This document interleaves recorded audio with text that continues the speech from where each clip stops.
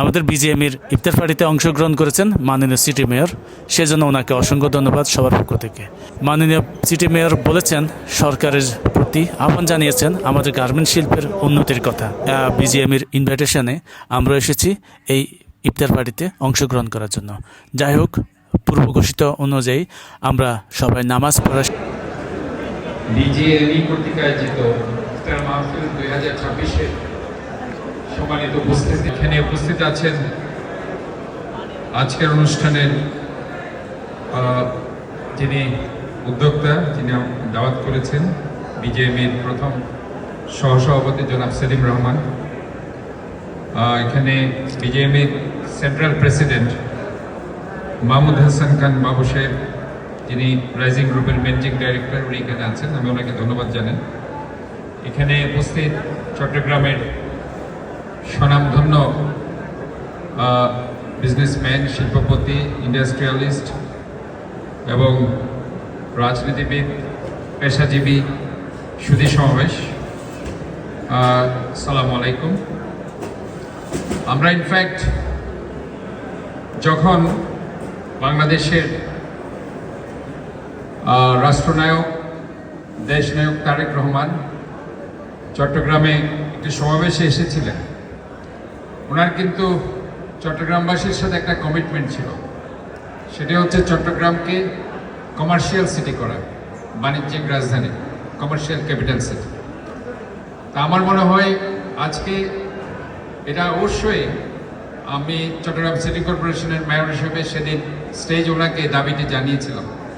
পাশাপাশি আজকে চট্টগ্রামের থেকে যিনি সর্বপ্রথম অর্থমন্ত্রী হয়েছেন, আমির কুসুম মোহাম্মদ চৌধুরীও ওনার বক্তব্য এটা বলেছেন।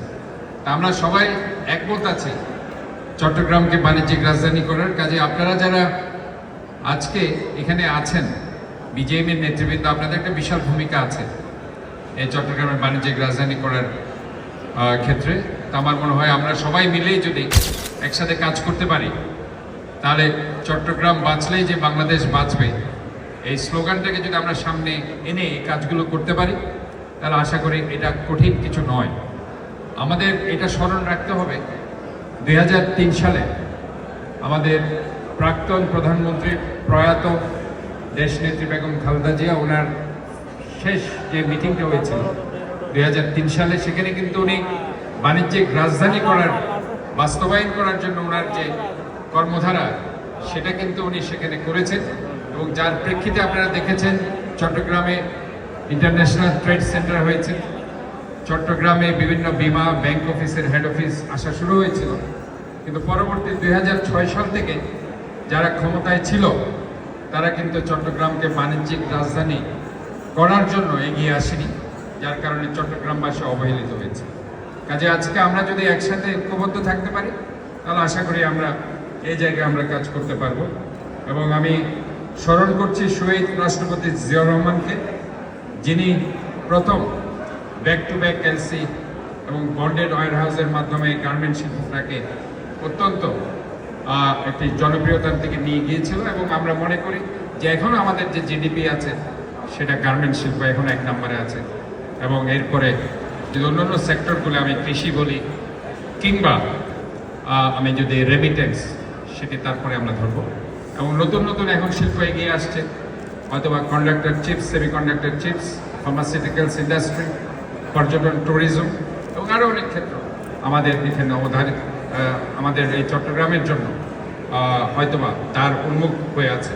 তা আমরা মনে করি দোজ আর দ্য ইনভেস্টার্স, তারা এখানে ইনভেস্ট করতে পারে। বিশেষ করে আমি বলতে চাই যে এখানে একটা বিশাল ক্ষেত্র আছে পর্যটন, ট্যুরিজমের জন্য। তো এখানে আসলে অনেক জায়গা পড়ে আছে, আমরা হয়তোবা সেগুলোকে আমরা হয়তোবা চিহ্নিত করতে পারছি না। ঠিক এখানে আসার আগেই সার্কিট হাউসে আমি একটা মিটিং করে এসেছি, বিচ ম্যানেজমেন্ট কমিটি, জেলা প্রশাসক এবং অন্যান্য যারা এটার সাথে আছে।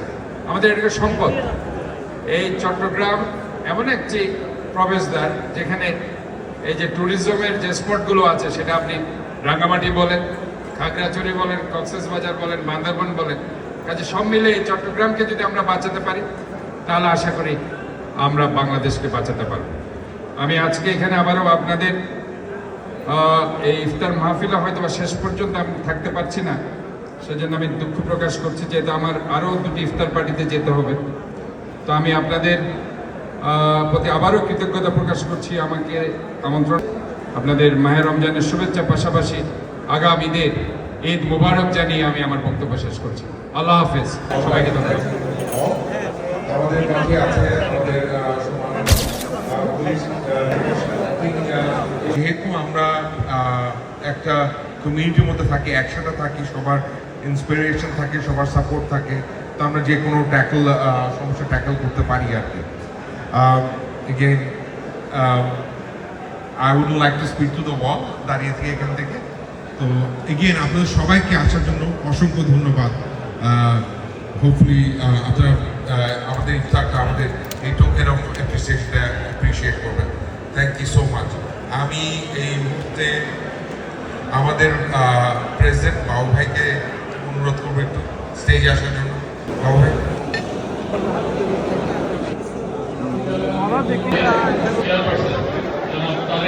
হয় প্রতিবারই 1500 কোটি টাকার মতো ইনসেন্টিভ রিলিজ করা হয়। এবার আমাদের অনুরোধে তো মূল উদ্যোগটা আমরা বিজেপির পক্ষ থেকেই নিয়েছিলাম।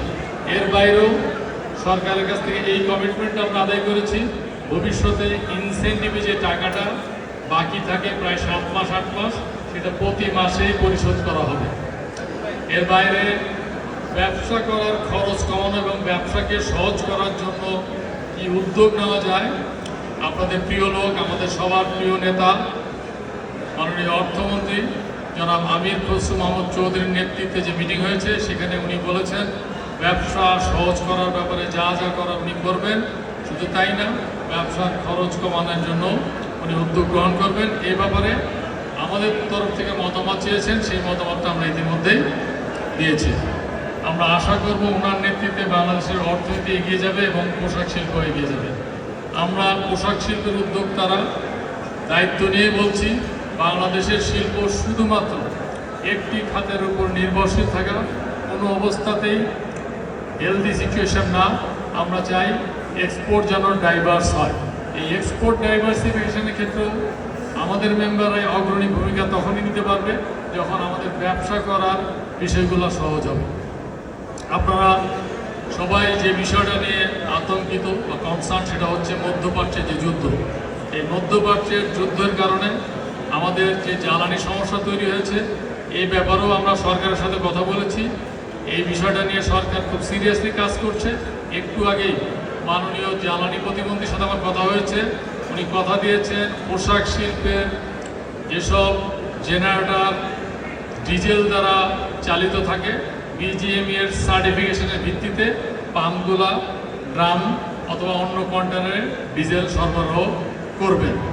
এর বাইরে আগামীতে যেন জ্বালানি সমস্যার সমাধান সহজ হয়, এলএনজি যেন পর্যাপ্ত আমদানি করা যায়, সে ব্যাপারে ওনার উদ্যোগ নেবেন, যাতে করে অন্তত জ্বালানি নিয়ে আমাদেরকে ভুগতে না হয়।